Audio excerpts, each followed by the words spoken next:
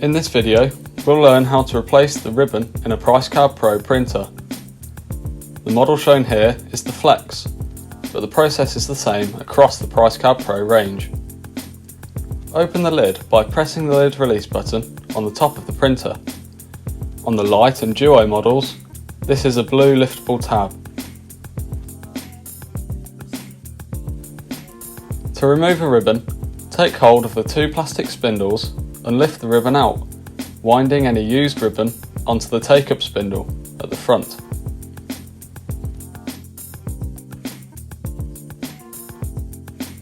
You can then take your new ribbon by the spindles, slotting the rear spindle into place first, followed by the front one.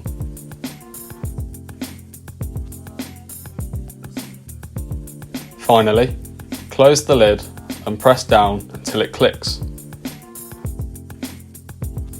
Once your printer has finished initializing, you'll be ready to print again.